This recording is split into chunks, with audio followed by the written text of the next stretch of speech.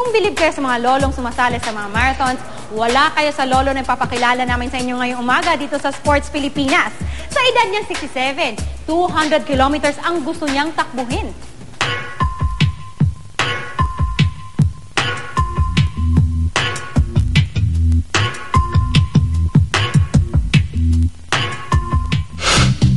Sabi nga sa Love, age doesn't matter. Kaya naman para kay Lolo Victor, 67 gulang, hindi raw ang edad niya ang hahadlang sa kanyang pagmamahal sa takbuhan. Kaya heto siya ngayon, patuloy na sumasabak sa mga full-length marathon. Wala na ako ibang hilig, kundi talagang takbo na.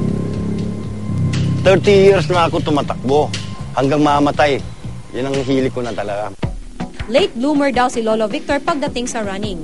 37 years old na kasi siyang sinimulan niyang karirin ang pagtakbo. Nag-umpisa ako ng marathon in 1983. Ang 42 kilometer tinakbo ko ng 3 hours and 26 minutes. Pagdating sa 1984, inulit ko yung Manila International Marathon. Nagiging sub 3 na ako. 2 hours and 59 minutes.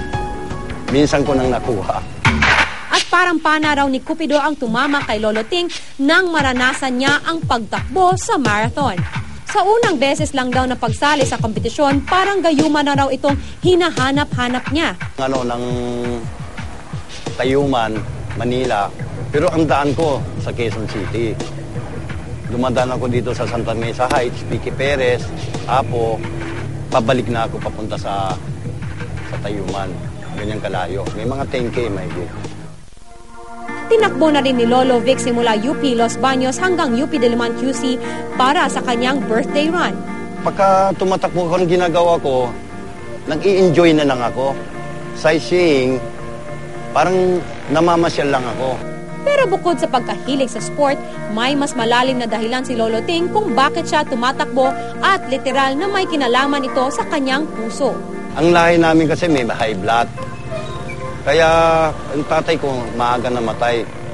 Kaya yun napag-isipan ko rin na tumakbo. Pero nitong 2009, sa edad na 64 years old, una niyang sinubukan ang pinakamatinding hamon sa isang marathoner. Ang Bataan Death March Ultramarathon 2009 na may habang 102 kilometers. Kasama ang grupo niyang St. Lazarus Running Club. Tinakbo nila ito simula Maribeles, Bataan hanggang San Fernando, Pampanga. At hindi pa dito nagtatapos ang paghahanap ng mas malayong destinasyon para takbuhin ni Lolo Vic. Dahil noong namang 2012 BDM Ultramarathon, 160 kilometers na ang kanyang tinakbo. Mula Maribeles, Bataan, dinaanan nila ang probinsya ng San Fernando, Pampanga hanggang sa Capaz, Tarlac. Natapos niya yung 160 kilometer na Bataan Death March. 29 hours.